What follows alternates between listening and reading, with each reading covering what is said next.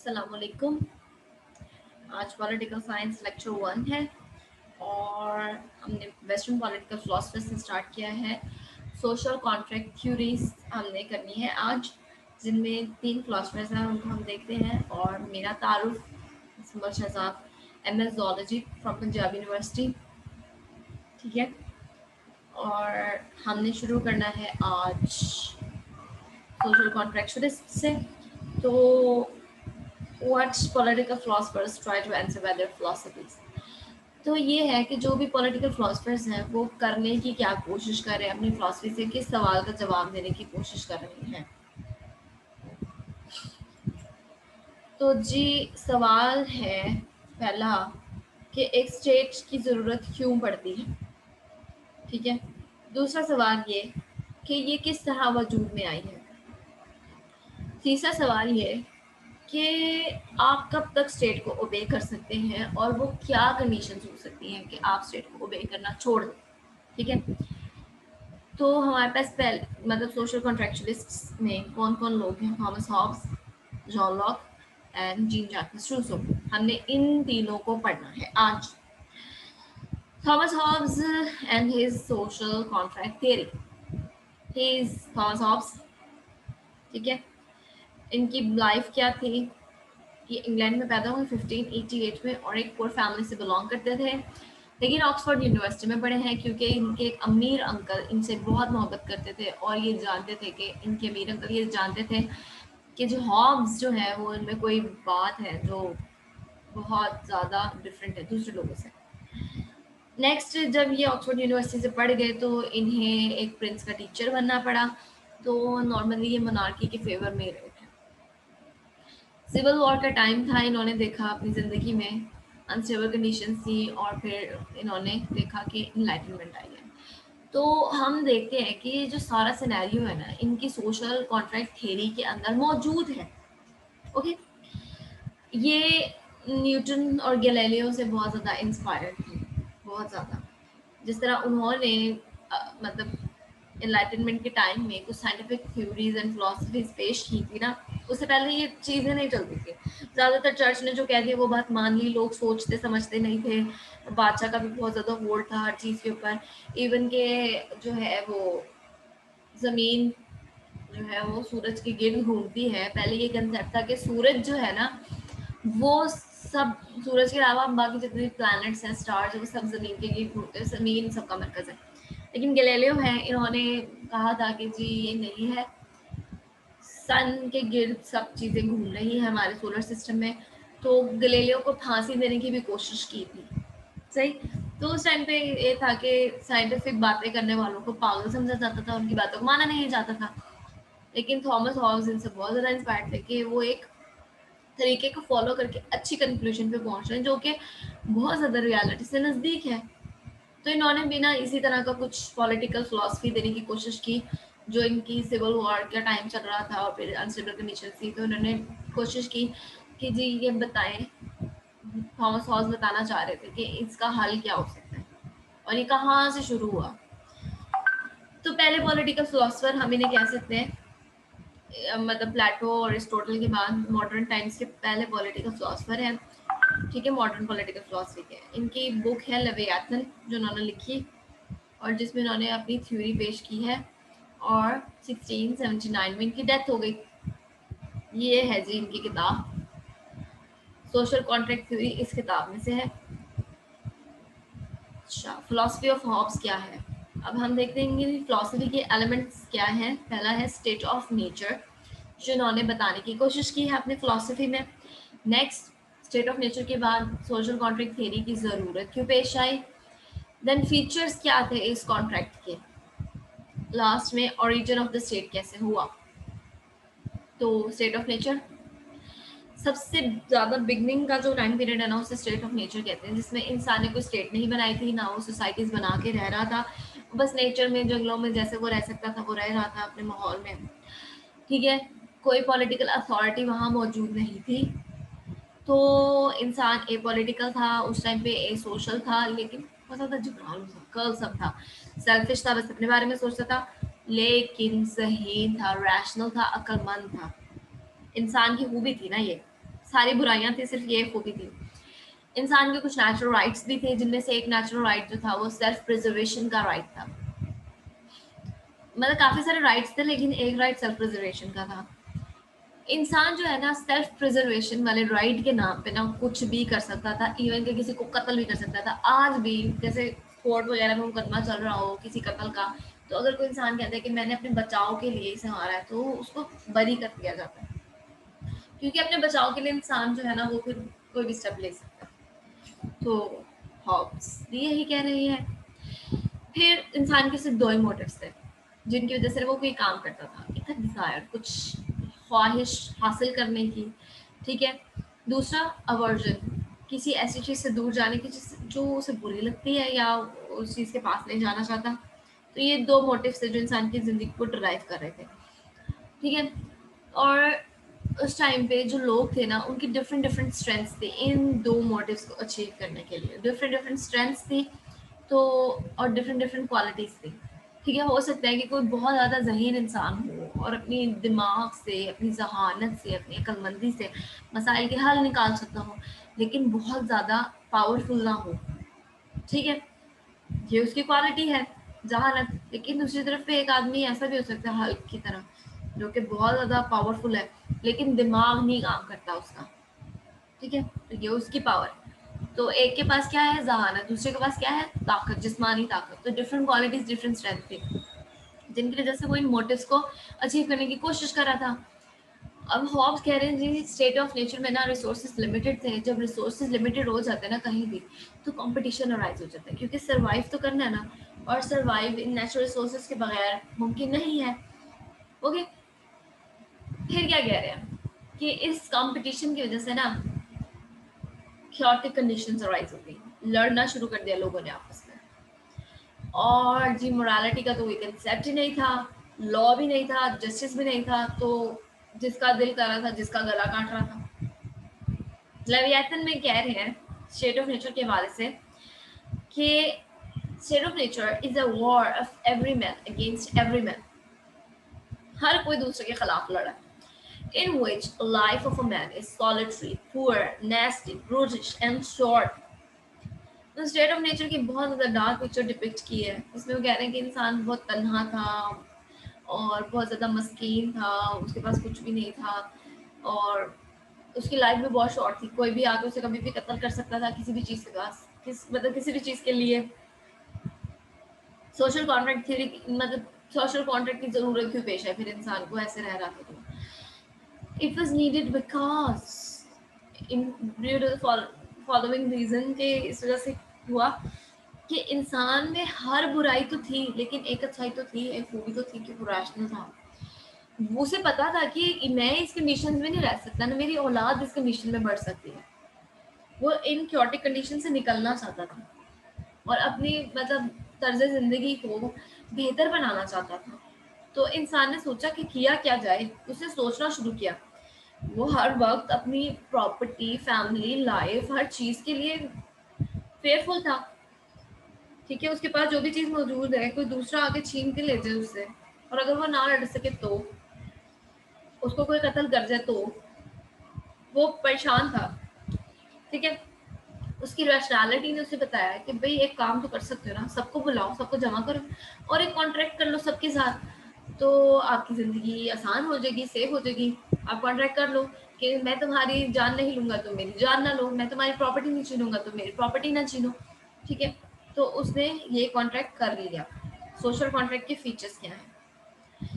इंसान ने अपने सारे नेचुरल राइट्स सरेंडर कर दिए दूसरे इंसान को। मतलब एक कम्युनिटी पूरी सब इंसानों को बुलाया और कहा देखो ये मेरे नेचुरल राइट्स हैं और यही सारे तुम्हारे भी नेचुरल राइट्स हैं, तुम सरेंडर करो, मैं भी सरेंडर करता हूँ, ठीक है। ताकि जो हम जिंदगी गुजार रहे हैं ना ये बहुत बुरी है, इससे बेहतर जिंदगी हमें मिल जाए, ठीक है। लेकिन ऐसा ही होगा कि जितने तुम सरेंडर करोगे ना अपने नेचुरल राइट्स, मैं भी उतने ही नेचुरल राइट्स सरेंडर करूंगा, ठीक है। अगर कोई एक नेचुरल राइट पर सरेंडर नहीं कर रहे थे तो दूसरा बंदा भी नहीं करेगा वो वाले नेचुरल राइट सरेंडर। तो इन्होंने सारे नेचुरल राइट्स अपने सरेंडर कर दिया, लेकिन सिर्फ एक अपने पास रखा। वो एक क्या था? सेल्फ प्रिजर्वेशन का राइट, कि ये राइट जो है ना सारा ये मैं रखूंगा अपने पास, बाकी सब सरेंडर करता हूँ, किसी चीज के लिए नहीं लड़ूंगा, लेकिन अपने आप को बचाने के लिए लड़ूंगा, मारूंगा भी। तो तमाम पीपल, जितने भी लोग थे, all the people decided to surrender their rights before an authority. मतलब उन्होंने सोचा कि हम क्या करते हैं, सारे ना नेचुरल राइट सरेंडर कर देते हैं एक अथॉरिटी के सामने। एक मतलब अथॉरिटी कोई भी हो सकती है, मोनार्क हो सकता है, एरिस्टोक्रेट हो सकता है, और कोई अदर अथॉरिटी हो सकती है। तो उस अथॉरिटी को हम नेचुरल राइट सरेंडर कर देते हैं, सिर्फ एक राइट अपने पास रखेंगे, सेल्फ प्रिजर्वेशन का। और ये अथॉरिटी जो होगी ना, ये अल्टीमेट सॉवरन होगी। अब एब्सोल्यूट सॉवरन है, अनअकाउंटेबल टू एनीवन, और उसके वर्ड्स ही लॉ होंगे। तो आप देख रहे हैं यहाँ मोनार्की की फेवर में हमें एक झलक नजर आ रही है। और जो उसने डार्क पिक्चर डिपिक्ट की जो है स्टेट ऑफ नेचर की, तो वहाँ हमें पता लग रहा है जी कि वो सिविल वॉर का नक्शा खींच रहा है एक तरह से, थॉमस हॉब्स। तो यहाँ एब्सोल्यूट सॉवरन है, अनअकाउंटेबल, और हिज वर्ड्स आर लॉ, तो मोनार्की के फेवर में जा रहे हैं। सिविल वॉर के बारे में थोड़ा सा बता दूं, सिविल वॉर थी क्या। इंग्लैंड में ना जो बादशाह था और जो पार्लियामेंट थी, इनकी ना लड़ाई हो गई थी। बादशाह चाह रहा था कि बादशाह ने कुछ टैक्स इम्पोज करने की कोशिश की और पार्लियामेंट से पूछे बगैर इम्पोज कर दिया। पार्लियामेंट ने क्या, ऐसी बात है तो फिर आ जाओ बेटा, जंग करते हैं। सही। पार्लियामेंट और मोनार्की के फेवर में जो लोग थे वो एक साइड पे हो गए, और जो पार्लियामेंट के फेवर में थे, मोनार्की के फेवर वाले एक साइड पे, पार्लियामेंट के फेवर वाले एक साइड पे, इन दोनों में लड़ाई हो गई। सही। अब थॉमस हॉब्स जो थे ना, वो मोनार्की के फेवर में थे। वो कहते बादशाह को जो करना है ना वो करे, क्योंकि बादशाह को पता है वो क्या कर रहा है। लेकिन पार्लियामेंट कहती थी आप लोगों के हालात तो देखो, उनके पास पैसे हैं कि वो आपको इतना टैक्स दें। क्योंकि ना इंग्लैंड ने जंग लड़ी थी फ्रांस के साथ आई गेस, तो उसमें इनका थोड़ा मतलब नुकसान हो गया था, जिसकी वजह से क्या हुआ था कि इन पे टैक्स लगा दिए। तो लोग इस हक में नहीं थे, और पार्लियामेंट लोगों के हक के हवाले से बात कर रही थी। तो इसीलिए जो है ना वो सिविल वॉर सारी हो गई थी। तो अब यहाँ पर वो फेवर में है कि जी मोनार्की या अथॉरिटी जो भी इन पे हुकूमत कर रही है वो।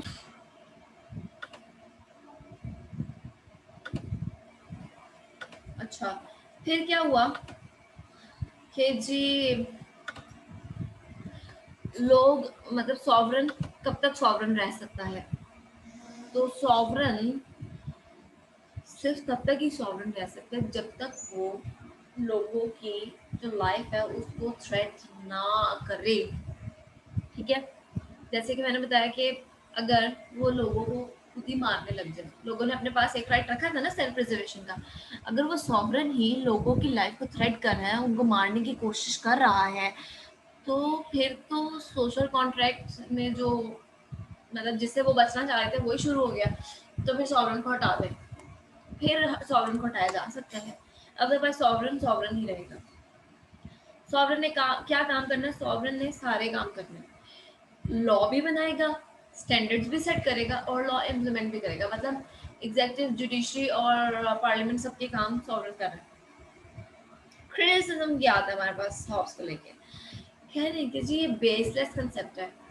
ऐसा कैसे हो सकता है, आप एक अथॉरिटी के साथ तो कॉन्ट्रैक्ट कर रहे हो, लेकिन आप कुछ डिमांड ही नहीं कर रहे हो उससे। वो अल्टीमेट सॉवरन है, सिर्फ आप अपने राइट्स उसके सामने सरेंडर कर रहे हो, कह रहे हो जी हमारे राइट्स रख लो, हमें कुछ भी नहीं चाहिए आपसे। बेसलेस कंसेप्ट है।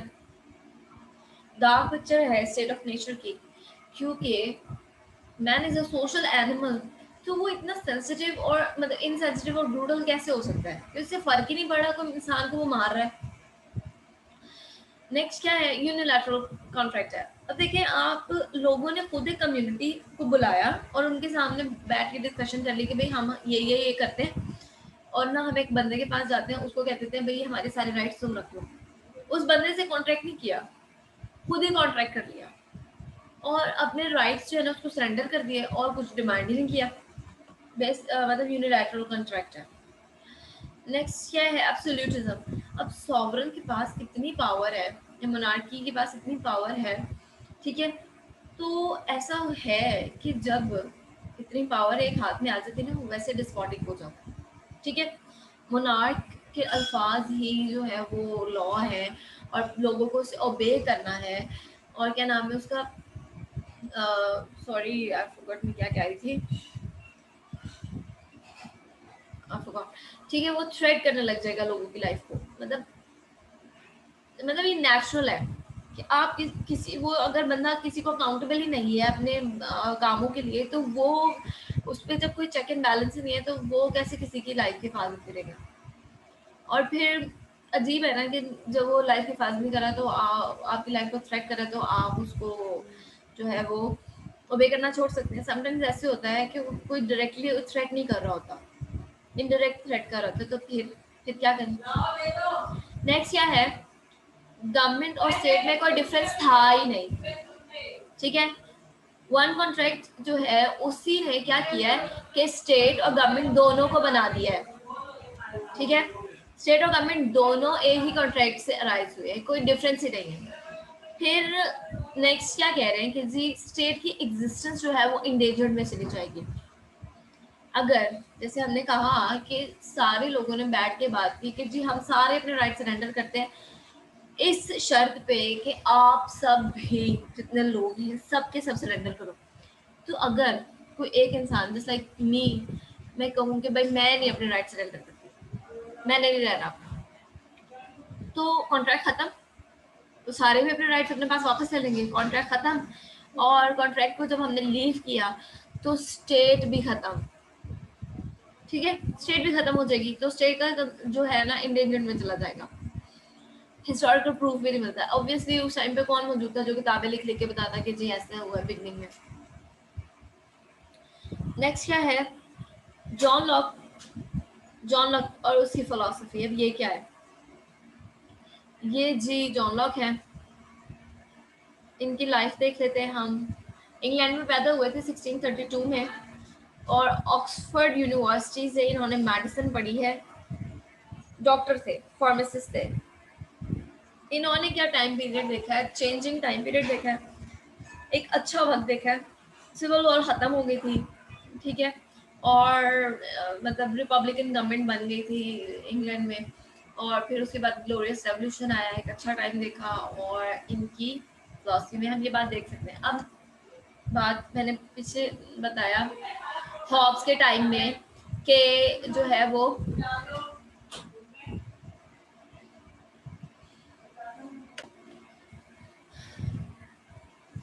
अच्छा, ग्लोरियस रेवोल्यूशन सिविल वॉर में मैं बता चुकी हूँ कि क्या था। फिर उसके बाद आता है ग्लोरियस रेवोल्यूशन। अब ग्लोरियस रेवोल्यूशन में ये था कि जी सिविल वॉर हुई है ना मोनार्की और जो है हमारे पार्लियामेंट के बीच में, पार्लियामेंट सारी जंगें जीत गई थी, ठीक है। अगर पार्लियामेंट सारी जंगें जीत गई ना, तो इसने एक रिपब्लिकन गवर्नमेंट बना दी। उस रिपब्लिकन गवर्नमेंट का लीडर क्या था, मतलब इंग्लैंड कुछ सालों के लिए रिपब्लिकन भी रहा है, ठीक है, हिस्ट्री में। और वो कोई 10 साल है मेरे ख्याल से, मोर लेस 10 ईयर्स है। और उसमें ओलिवर क्रॉमवेल जो है ना, वो रिपब्लिकन गवर्नमेंट का लीडर था। वो उसने एक डिक्टेटर की तरह जो है ना हुकूमत की थी इंग्लैंड पे। लेकिन जब उसकी डेथ हुई है ना, तो इंग्लैंड पे एक स्टेबल कोई भी बंदा नहीं आ सका जो हुकूमत करता। तो क्या हुआ कि इंग्लैंड वालों ने जेम्स टू को दरख्वास्त की कि भाई आप वापस आ जाए, हम मोनार्की को रिस्टोर करना चाहते हैं। तो जेम्स टू वापस आ गए। अच्छा, इशू ये था कि जी इंग्लैंड ज़्यादातर ना लोग प्रोटेस्टेंट्स थे, प्रोटेस्टेंट क्रिश्चियंस थे, और जो है ना हमारे मोनार्क्स वो कैथोलिक थे। मतलब इंग्लैंड के मोनार्क जो कैथोलिक क्रिश्चियंस थे। ज़्यादा मसला यही था कि प्रोटेस्टेंट्स चाह रहे थे कैथोलिक्स हम पर हुकूमत ना करें, हम पर प्रोटेस्टेंट्स हुकूमत करें। थोड़ा सा ना खुला फिरका है प्रोटेस्टेंट्स, और कैथोलिक जो है वो बहुत ज़्यादा जैसे वहाबी कह लें पाकिस्तान में इस्लाम में, तो उस तरह का फिरका है, बहुत ज़्यादा स्ट्रिक्ट। तो अब क्या हुआ, जेम्स टू जो था वो था तो कैथोलिक, लेकिन ना बहुत ज़्यादा बूढ़ा था, 90 ईयर्स ओल्ड होगा। और लोगों को लगा कि मर तो जाना इसने, तो खैर है कुछ अरसे हुकूमत कर ले हम पे। और एक और बात ये हुई कि बादशाह का ना कोई बेटा ही नहीं था, और दो बेटियां थी, मैरी और एन, ठीक है। अब मैरी और एन दोनों ही प्रोटेस्टेंट्स वे में बड़ी हुई, ठीक है, वो दोनों प्रोटेस्टेंट क्रिश्चियंस थी दोनों, और शादियां भी उनकी प्रोटेस्टेंट्स घरानों में हुई थी। तो लोगों को लगा बादशाह मर जाएगा ना, तो हम मैरी को अपनी क्वीन बना लेंगे, और वो है प्रोटेस्टेंट, तो प्रोटेस्टेंट ही हम पे हुकूमत करेगी। लेकिन लोगों ने एक नई पॉसिबिलिटी के बारे में तो सोचा ही नहीं। क्या हुआ कि जेम्स की जो सेकंड वाइफ थी, जेम्स टू की सेकंड वाइफ थी, उस क्या बेटा हो गया और जेम्स टू ने ऐलान कर दिया कि मैं अपने बेटे को कैथोलिक वे में बड़ा करूंगा। अब तब क्या होता था, ये होता था कि जी अगर बादशाह का बेटा है ना, चाहे वो 2 साल का ही है ना, तो वो ही बादशाह बनेगा, फिर क्वीन नहीं बन सकती थी कोई। तो अब लोग परेशान, उन्होंने कहा अब क्या किया जाए, और उन्होंने कहा भाई स्कॉटलैंड के ड्यूक को लेटर्स लिखे, उसने कहा आ जाओ भाई तुम यहाँ प्लीज अटैक करो। वो प्रोटेस्टेंट थे, मैरी का हस्बैंड था जिसको उन्होंने लेटर्स लिखे, और उससे कहा कि भाई आप आए अटैक करें और हमारा राज जो है ना अपने हाथ में ले लें, हम जेम्स टू की हुकूमत नहीं चाहते। जब अटैक किया तो ये हुआ कि जंग हुई ही नहीं, जेम्स टू भाग गया फ्रांस। और फिर ये जो ड्यूक ऑफ स्कॉटलैंड था, इससे फिर एक petition of parliament, act of parliament जो है उस पे साइन करवाया इन्होंने, जिससे बादशाह को बिल्कुल ही पावर्स से ख़त्म कर दिया गया और सारी पावर्स पार्लियामेंट के हाथ में दे दी। ठीक है कि पार्लियामेंट हुकूमत करेगी, क्योंकि पार्लियामेंट ने ही वो स्कॉटलैंड के बंदे को बुलाया था ना कि आके अटैक करो। तो ग्लोरियस रेवोल्यूशन इसलिए कहते हैं क्योंकि इसमें कोई जंग ही नहीं हुई, अच्छा टाइम था। तो ये स्टोरी हो गई। टेक्स्ट 1670 में पॉलिटिक्स में आए थे, और आप देखेंगे लॉर्ड जो थे ना खुद भी पार्लियामेंट वाली साइड पे थे, ये मोनार्की को फेवर नहीं करते थे, मतलब पावरफुल मोनार्की को फेवर नहीं करते थे। इनकी फिलॉसफी भी आपको ये शो करेगी। इन्होंने 2 ट्रीटीज ऑफ गवर्नमेंट लिखे हैं। इन्हें फादर ऑफ लिबरलिज्म भी कहा जाता है, और ये पहले फिलोसफर थे जिन्होंने सेपरेशन ऑफ पावर और प्राइवेट प्रॉपर्टी की बात की है। मोंटेस्क्यू थे, मोंटेस्क्यू ने बात की है सेपरेशन ऑफ पावर की, लेकिन इन्होंने, जॉन लॉक ने सबसे पहले सेपरेशन ऑफ पावर की बात की थी, जैसे मोनार्की थोड़ा सा अपना काम करे, पार्लियामेंट अपना काम करे, जुडिशरी अपना काम करे। प्राइवेट प्रॉपर्टी का भी इन्होंने कंसेप्ट दिया था, और अच्छा कंसेप्ट दिया था कि लोग जो है उनको प्राइवेट प्रॉपर्टी रखने की इजाजत होनी चाहिए। इनकी फिलॉसफी में भी आपसे हम डिटेल में बात करेंगे। अच्छा, इन्होंने जब प्राइवेट प्रॉपर्टी का कंसेप्ट दिया तो इन्हें प्रोटो या प्रो कैपिटलिस्ट कहा जा सकता है। 1704 में इनकी डेथ हुई है। लॉक की पॉलिटिकल फिलॉसफी के एलिमेंट्स क्या थे, इन्होंने भी स्टेट ऑफ नेचर पे बात की है, प्राइवेट प्रॉपर्टी का कंसेप्ट दिया है, सोशल कॉन्ट्रैक्ट थियरी, मतलब सोशल कॉन्ट्रैक्ट की जरूरत क्यों आई स्टेट ऑफ नेचर में, क्या ऐसा मसला खड़ा हो गया था, और इनके फीचर्स ऑफ सोशल कॉन्ट्रैक्ट क्या है, कुछ इस तरह के हैं। Doctrine of consent, limited government और सेपरेशन ऑफ पावर, रेवोल्यूशन। ठीक है, state of nature. State of nature में ये बात करें कि जी मतलब ऑप्टिमिस्टिक है ये, और एक अच्छी पिक्चर इन्होंने डिपिक्ट की है। कह रहे हैं कि अच्छा बहुत खूबसूरत सा टाइम था, पीस था स्टेट ऑफ नेचर में, रिसोर्सेज बहुत ज़्यादा अबंडेंट थे। हालांकि जो थॉमस हॉब्स कह रहे हैं रिसोर्सेज बहुत ज़्यादा कम थे, लिमिटेड थे। Man by nature is the social animal, ये कह रहे हैं। हॉब्स ने क्या कहा था कि मैन बहुत ज़्यादा बुरा था, ए सोशल था, ए पॉलिटिकल था, बहुत बुरी पिक्चर इन्होंने डिपिक्ट की। लेकिन लॉक कह रहे हैं नहीं जी, मैन बहुत अच्छा था, सोशल एनिमल है, क्योंकि कोऑपरेटिव था, दूसरों के दर्द दुख को समझ सकता था, और मतलब अच्छी विल थी इंसान की स्टेट ऑफ नेचर में। लेकिन जो है ना ए पॉलिटिकल था, मतलब स्टेट ही नहीं बनी हुई थी, कोई गवर्नमेंट नहीं थी, कोई हुकूमत नहीं थी, कोई ऑर्गन नहीं थी गवर्नमेंट के, तो ए पॉलिटिकल नहीं हो रहा है। लॉस थे नेचर के, लेकिन स्टैंडर्ड किसी ने भी नहीं सेट किया था, उनको इंटरप्रेट भी नहीं किया हुआ था। इंसान के नेचुरल राइट्स थे, और हर नेचुरल राइट को इंसान खुद इंटरप्रेट कर रहा था, अपनी अपनी इंटरप्रिटेशंस थी हर किसी की। अच्छा, फिर क्या कह रहे हैं, दे वर गवर्न्ड बाय नेचुरल लॉज। जो नेचुरल लॉज थे ना, जो कुदरत ने बनाए हैं, इंसान ने नहीं बनाए, वो इसके तहत इंसान जिंदगी गुजार रहा था। ठीक है, दूसरों के साथ एसोसिएशन में रह के। नेक्स्ट, लॉ ऑफ नेचर क्या है, और हमारे पास नेचुरल राइट्स क्या है। लॉ ऑफ नेचर इस के कोई किसी की लाइफ, लिबर्टी और प्रॉपर्टी को हार्म नहीं पहुंचाएगा। नेचुरल राइट्स क्या है, हर किसी को लाइफ, लिबर्टी और प्रॉपर्टी रखने का पूरा पूरा हक है। प्राइवेट प्रॉपर्टी का क्या कंसेप्ट है, लॉ कह रहे हैं, मतलब पहले थे जिन्होंने कंसेप्ट दिया था, लेकिन लॉ क्या कह रहे हैं कि जी आप स्टेट ऑफ नेचर में रह रहे हो, रिसोर्सेज अबंडेंट है, अवेलेबल है, हर कोई नहीं यूज कर सकता है। प्रिमिटिव कम्युनिज्म का कंसेप्ट दिया उन्होंने। फिर वो कहते हैं कि जो नेचुरल रिसोर्सेज हैं हो सकता है कि आप उन्हें उस तरह इस्तेमाल ना कर सकते हो जिस तरह वो मौजूद है, तो आप उनको काबिल इस्तेमाल बनाने के लिए क्या करते हो, उन पे कुछ काम करोगे, ठीक है? उन पे काम करके उन्हें फाइन करोगे, उन्हें ऐसी चीज़ों में तब्दील करोगे जो आप इस्तेमाल कर सकते हो, और ये आप अपनी मेहनत से, अपनी हार्ड वर्क से करोगे। तो ये चीज़ आपकी प्रॉपर्टी है क्योंकि आपने इसमें अपनी मेहनत मिलाई है। तो जितनी चीज़ें आप अपनी मेहनत मिलाते जाओगे, उसको रिफाइन करते जाओगे, तो वो आपकी प्राइवेट प्रॉपर्टी बनती जाएगी। हार्ड वर्क जब रिसोर्सेज में मिक्स हो गया तो प्राइवेट प्रॉपर्टी बन गई, लॉ का कंसेप्ट है। लेकिन इंसान सिर्फ उतनी प्राइवेट प्रॉपर्टी बना सकता है जितनी वो इस्तेमाल कर सकता है। ऑब्वियसली उस टाइम पे मार्केट्स नहीं थी, रोड्स नहीं थे, ट्रक्स नहीं थे, तो अगर मैं बहुत सारी प्राइवेट प्रॉपर्टी बना के बैठ जाऊँ, मुझे क्या फ़ायदा? मैंने इतनी सारी फसल उगा ली है और कल को उसने सड़ ही जाना है, तो फ़ायदा? तो एक लिमिटेशन ये थी कि आप सिर्फ उतना ही काम करते थे, इतनी ही मेहनत करते थे, इतनी ही प्राइवेट प्रॉपर्टी बनाते थे जितनी कि आप बाद में इस्तेमाल कर सको। जाए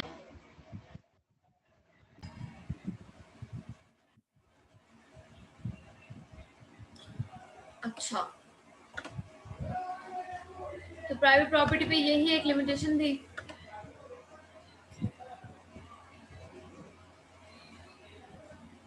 नेक्स्ट क्या कह रहे हैं, सोशल कॉन्ट्रैक्ट की जरूरत क्यों पड़ी?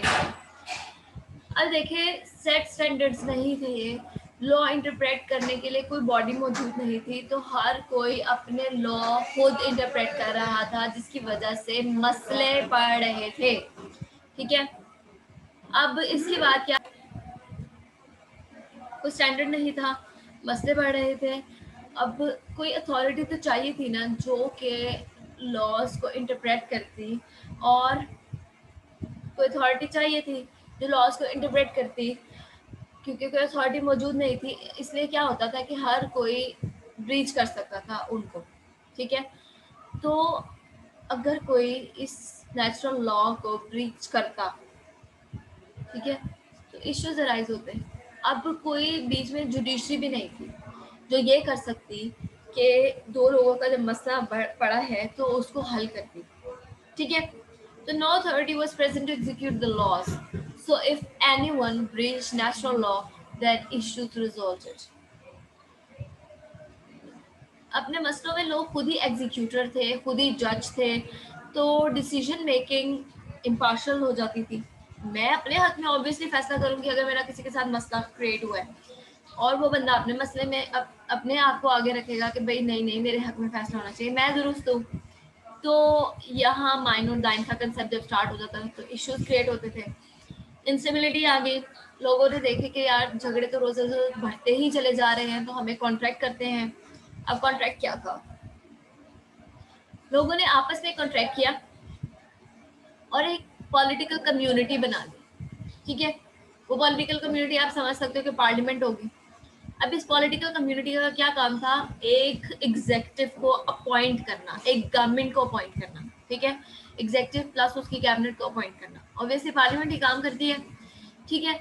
और मेजोरिटी ओपिनियन, ज्यादातर लोग जिस बंदे पे राजी हो जाएंगे ना उसको अपॉइंट कर दो। अब ये गवर्नमेंट कोई भी फॉर्म हो सकती है, जस्ट लाइक हमने पहले भी पढ़ा, थॉमस हॉब्स का भी एक कंसेप्ट था कि कोई भी गवर्नमेंट हो सकती है, एरिस्टोक्रेसी हो सकती है, और मोनार्की हो सकती है, डेमोक्रेसी हो सकती है, कोई भी फॉर्म ऑफ द गवर्नमेंट हो सकती है, लेकिन मेजोरिटी ओपिनियन पे, जिस पे ज्यादा लोग मुत्तफिक हो जाए, जिस बंदे पे ज्यादा लोग मुत्तफिक हो जाए, ठीक है?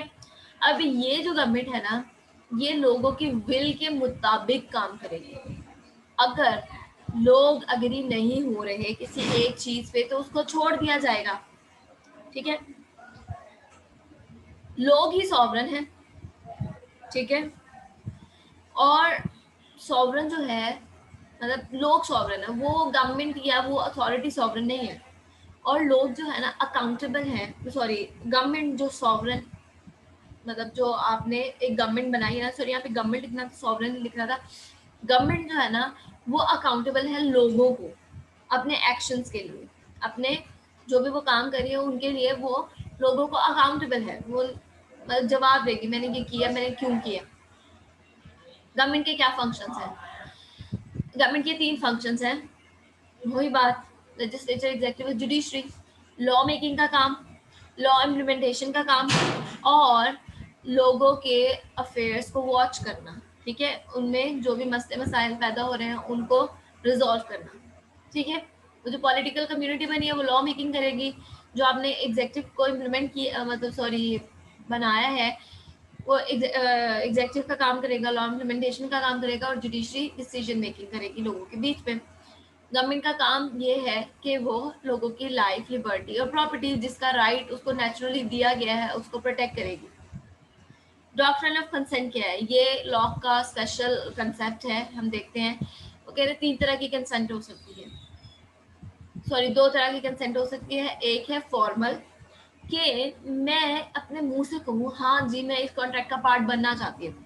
ठीक है, दूसरी है इम्प्लाइड कि मैंने हाँ भी नहीं की, मैंने ना भी नहीं की, लेकिन मेरी खामोशी को समझ लिया गया कि जी मैं कॉन्ट्रैक्ट का हिस्सा हूँ। तो अब अगर मैंने इम्प्लाइड कंसेंट दी थी ना, मैं कॉन्ट्रैक्ट छोड़ सकती हूँ। लेकिन अगर मैंने फॉर्मल फॉर्मल कंसेंट दी थी तो मैं आप कॉन्ट्रैक्ट को नहीं छोड़ सकती, मेरे पे लाजिम है कि मैं इसको फॉलो करूँ। ओके, अच्छा इसके बाद राइट टू रिवोल्ट। अब ये क्या है? यूएस रेवोल्यूशन की बेस है ये कंसेप्ट। अगर गवर्नमेंट आपके हक में काम नहीं करे, आपकी लाइफ लिबर्टी और प्रॉपर्टी को जो है वो तहफ़्फ़ुज़ नहीं दे पा रही, ठीक है, तो आप रिवोल्ट कर सकते हैं। ये कंसेप्ट है। डिटेल में देखते हैं। 3 केसेस में गवर्नमेंट के अगेंस्ट रिवोल्ट किया जा सकता है। गवर्नमेंट लॉ ऑफ नेचर को इन्फोर्स करने में फेल हो गई। गवर्नमेंट ने खुद ही नेशनल राइट्स को वॉयलेट करना शुरू कर दिया, लोगों के जिससे बचना था वो इन्होंने शुरू कर दिया। गवर्नमेंट ने लोगों के खिलाफ जंग छेड़ दी। ठीक है, तो रिवोल्ट होगा। कैरेक्टरिस्टिक्स क्या है? फर्स्ट टाइम इन्होंने लिमिटेड गवर्नमेंट का आइडिया दिया था। ठीक है, लॉक ने फर्स्ट टाइम आइडिया दिया था। फर्स्ट टाइम गवर्नमेंट को अकाउंटेबल करार दिया था कि गवर्नमेंट अकाउंटेबल रहेगी। फर्स्ट टाइम इन्होंने प्राइवेट प्रॉपर्टी का कंसेप्ट दिया है। और ये बंदे थे जिन्होंने डिवाइन थ्योरी ऑफ जो है ना, कहते थे मोनार्क जो है ना वो खुदा का अवतार होता है, उसके अगेंस्ट नहीं जा सकते। तो इन्होंने निगेशन की। उन्होंने कहा पूछे सवाल, इससे काउंटेबल करें इसको। ये कोई खुदा का अवतार नहीं है, लोग खुद चूज करेंगे जिसे वो चूज करना चाहते हैं, मेजोरिटी रूल होगा। ठीक है, इसके बाद रूसो शुरू हो रहे हैं और यहाँ पर हम लोग खत्म करें। रूसो के लिए हम दोबारा आएंगे। ओके, यहाँ मैं ख़त्म करें। आपको जो भी सवाल है तो पूछें और इसके बाद मैं आपको जवाब दूंगी और मीटिंग एंड करें। ओके, अल्लाह हाफिज़।